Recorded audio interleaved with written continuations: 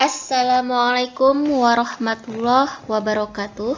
Baiklah anak-anak ibu, hari ini kita belajar pendidikan agama Islam untuk kelas 10. Hari ini kita akan memasuki materi baru ya, bab baru, pembahasan baru. Nah, materi kita hari ini adalah berbusana muslim dan muslimah merupakan cermin kepribadian dan keindahan diri. Namun, seperti biasa, sebelum kita memulai materi kita pada hari ini, marilah bersama-sama kita mengucapkan basmalah. Bismillahirrahmanirrahim. Materi kita pada hari ini diawali dengan makna aurat. Apa itu aurat? Menurut bahasa, aurat berarti malu, aib, dan buruk. Kata aurat berasal dari bahasa Arab, yaitu awira, artinya hilang perasaan. Jika dipakai untuk mata, maka mata itu hilang cahayanya dan lenyap pandangannya. Pada umumnya, kata ini memberi arti yang tidak baik dipandang, memalukan, dan mengecewakan. Menurut istilah, dalam pandangan pakar hukum Islam, aurat adalah bagian dari tubuh manusia yang pada prinsipnya tidak boleh kelihatan.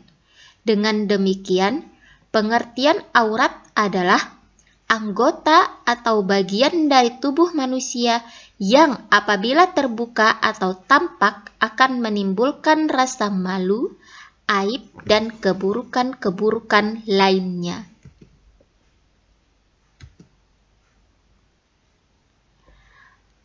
Untuk pembahasan yang kedua, kita akan membahas makna jilbab dan busana muslimah. Ini penekanan untuk siswi ibu yang perempuan. Ini. Secara etimologi, jilbab adalah sebuah pakaian yang longgar untuk menutupi seluruh tubuh perempuan, kecuali muka dan telapak tangan. Dalam bahasa Arab, jilbab dikenal dengan istilah khimar, dan bahasa Inggris jilbab dikenal dengan istilah veil. Selain kata jilbab untuk menutup bagian dada hingga kepala wanita untuk menutup aurat perempuan, dikenal pula istilah kerudung, hijab, dan sebagainya. Pakaian adalah barang yang dipakai. Contohnya seperti baju, celana, kaos, dan sebagainya. Dalam bahasa Indonesia, pakaian juga disebut busana. Jadi, busana muslimah artinya pakaian yang dipakai oleh perempuan. Pakaian perempuan yang beragama Islam disebut busana muslimah. Berdasarkan makna itu, busana muslimah dapat diartikan sebagai pakaian wanita Islam yang dapat menutup aurat yang diwajibkan agama untuk menutupinya, guna kemaslahatan dan kebaikan wanita itu sendiri, serta masyarakat di mana dia berada. Batasan-batasan aurat. Nah, kita juga akan mempelajari batasan-batasan aurat ya. Apa aja itu? Aurat lelaki dengan perempuan. Jumhur ulama sepakat mengatakan bahwa aurat lelaki adalah antara pusar sampai lutut. Jadi yang tidak boleh tampak dari lelaki antara lain adalah dari pusar sampai lutut. Ya, ini berlaku ya apabila lelaki dengan perempuan, ya tidak boleh perempuan memandang bagian tubuh lelaki. Kemudian antar sesama lelaki juga tidak boleh ya saling menampakkan aurat. Kemudian aurat lelaki di hadapan istri. Suami adalah mahram wanita yang terjadi akibat pernikahan, dan tidak ada perbedaan pendapat di kalangan para ulama bahwasanya seorang suami atau istri boleh melihat seluruh anggota tubuh pasangannya. Jadi antara lelaki yang sudah beristri ya atau suami istri ya, tidak ada batasan bagi mereka untuk saling melihat aurat masing-masing.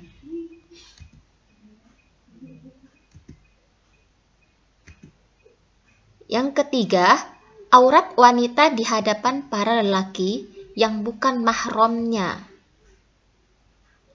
Di antara sebab mulianya seorang wanita adalah dengan menjaga auratnya dari pandangan lelaki yang bukan mahramnya. Oleh karena itu, agama Islam memberikan rambu-rambu batasan aurat wanita yang harus ditutupi dan tidak boleh ditampakkan. Para ulama sepakat bahwa seluruh anggota tubuh wanita adalah aurat yang harus ditutup, kecuali wajah dan telapak tangan. Hal ini diterangkan dalam surah Al-Ahzab ayat 59 dan surah An-Nur ayat 31. Yang keempat, aurat wanita di depan mahramnya. Kalau tadi aurat wanita di depan yang bukan mahram, nah sekarang kita membahas aurat wanita yang di depan mahramnya. Mahram itu apa? Mahram adalah seseorang yang haram dinikahi karena ada hubungan nasab. Hubungan nasab itu hubungan darah atau kekerabatan dan persesusuan. Ya, jadi ini yang haram untuk dinikahi, mahram. Kalau yang bukan mahram berarti yang bukan haram dinikahi, ya. Pendapat yang paling kuat tentang aurat wanita di depan mahramnya yaitu seorang mahram diperbolehkan melihat anggota tubuh wanita yang biasa nampak ketika dia berada di rumahnya, seperti kepala, muka, leher, lengan, kaki, betis, atau dengan kata lain boleh melihat anggota tubuh yang terkena air wudhu. Ya, jadi mahram kamu, seseorang yang mempunyai hubungan darah dengan kamu, misalnya ayah, saudara laki-laki, ya, ataupun paman kamu, atau kerabat, ataupun satu sepersusuan dengan kamu, itu boleh melihat anggota badan kamu, yaitu muka, leher, lengan, kaki, atau yang biasa tampak terkena air wudhu. Ya. Nah, kemudian yang kelima adalah aurat wanita di depan wanita lainnya. Batasan aurat wanita dengan wanita lain sama dengan batasan aurat yang sama mahramnya. Ya, yaitu apa? Boleh memperlihatkan bagian tubuh yang menjadi tempat perhiasan seperti rambut, leher, lengan tangan, kaki dan betis, ya. Jadi tadi aurat wanita di depan wanita lainnya antar sesama wanita itu boleh saling melihat rambut, leher, lengan tangan, kaki dan betis. Hanya itu saja, ya. Dalilnya adalah keumuman ayat dalam surah An-Nur ayat 31. Jadi kalau kamu ingin tahu dalilnya, ayat Al-Qur'annya, buka surah An-Nur ayat ke-31. Selanjutnya, ya, ini adalah pakaian muslimah menutup aurat sesuai syariah, ya. Nih, kamu perhatikan. Ini menutupi bagian dada, kepala, rambut, ya. Kemudian kemudian longgar, tidak transparan. Menutupi sampai mata kaki. Ya, kalau ini namanya khimar atau kerudung. Inilah yang dinamakan jilbab. Ya, ini juga contoh pakaian muslimah, ya. Muslimah yang bagian A, muslimah memakai baju potongan. Jadi boleh seperti ini, ya, tidak sempit, longgar dan tidak transparan. Kemudian boleh juga memakai baju terusan atau long dress atau gamis, ya. Nah, ini khimar atau kerudung. Nah, ini jilbab. Jilbab itu adalah pakaian yang menutupi seluruh anggota tubuh kamu. Itu yang dinamakan jilbab. Oke, selanjutnya. Ya, selanjutnya adalah tugas. Nah, untuk tugas kamu hari ini adalah kamu mencatat materi-materi yang tadi saya sampaikan. Ya, kamu catat dari awal tadi penyampaian saya sampai terakhir penyampaian saya tadi, kamu catat di double folio. Hari Sabtu dikumpulkan dengan guru BP kamu. Oke? Nah, baiklah. Itu saja materi kita pada hari ini.